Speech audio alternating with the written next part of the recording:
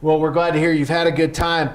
You're taking over a program that you dearly love. You've been there for a lot of years, so you don't have to find your way to the drinking fountain, that's for sure. But what's it been like now being the head guy at Eastern? Well, you talk about drinking fountain. It's the head coach drinking fountain. I'm still trying to find a little bit. So, Jody Sears, I show up here, and the first thing he asked me is, you still drinking out of that fire hose a little bit? And I said, well, it doesn't have as much PSI right now, but nonetheless, there's not a dull moment, but nothing's changed because when you're coaching O-line, everyone's got a need anyway. At the end of the day, there's a lot on the plate. Love the challenge. Coach Baldwin, pretty small shoes to fill, so we're looking to fill those shoes. But we're all competing and we're all excited. Love the energy you bring there. Question I have: head coaches always come into these things. First year guys will always tell me, I haven't really just been in the office every single day, sleeping there 5 out of 7 days a week. What deal? How many days have you had off since you took the gig? I can't give you that number because if that number doesn't match with the number I give you, my wife, then we got issues. So I got to look out for that. Okay, now that we're public, I can understand.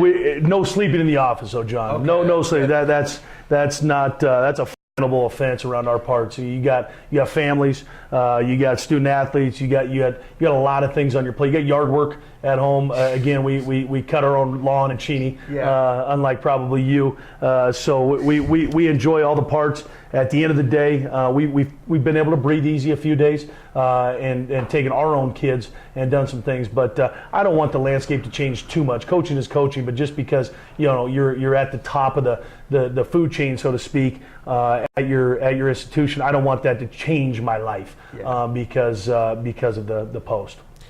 Eastern's got a big tradition of success. There's no doubt about that. You've been a part of a lot of that.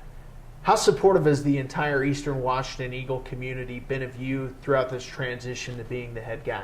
Well, extremely. I haven't met anybody that says I was hoping it wasn't you, or Bill made a mistake. And so I've been around a lot of years, and they always haven't been successful years. And we've learned a lot from the unsuccessful years. So from the mid-'90s, you got to remember, Eastern Washington wasn't flying this high all the time. And so let it be known to the viewers and obviously the people that follow Eastern Washington closely. We've had some downs, but those made the ups that much better. And so we're going to continue with those ups. We're excited, obviously, about the upcoming season with the 2017 identity and the Eagle football team. Which is going to be different than the 2016 team, and we're extremely excited about that. We're going to go attack every day, and we're going to be a tough football team. What are your goals for this upcoming season, taking over one of the Big Sky's really premier programs? Yeah. The biggest goal is to get a guy like Gage Gubrud individually to lead. It's now time for him to lead. The torch was passed by Cooper Kupp. He was a lead by example guy. Gage has got a little bit of both. And then there's a senior class to boot that the likes of Albert Havili, JT Tiuli, Nick Splendorio, Andre Lino, just to name a few. Those guys are guys we're going to be leaned upon. Our goal is to be respected. We will be respected. We're not going to be feared. We're going to be respected. We've always scored a lot of points, but at the end of the day, we're going to lean on the defense quite a bit. We're in the third year of Jeff Schmedding's defense. The philosophy is understood by a lot of folks. So they're not necessarily implementing things. They're tweaking things along the way.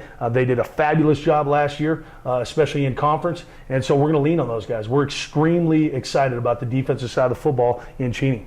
I think there's a question out there that a lot of people have of, O-line guy, is it going to be more of a ground and pound, smash mouth style coming out of Eastern Washington? Is that the goal this season, or keep things the way they've been? If it's not broke, don't fix it. It's the old, if it's not broke, don't fix it. Or if it is broke, you better fix it. But at the end of the day, this isn't going to be ground and pound. We're going to stay in shotgun.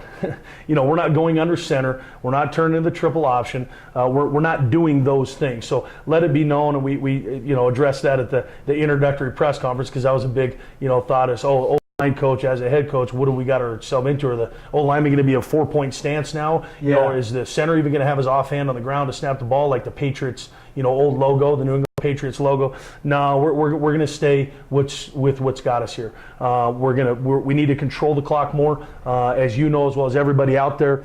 We've been postseason a fair amount of times. We've had a lot of success in the postseason, but we've also lost on our home field 3 times in the semifinals, and some of those times because I felt, didn't control the ball long enough. It doesn't mean we have to run it every play, but we can control the line of scrimmage more.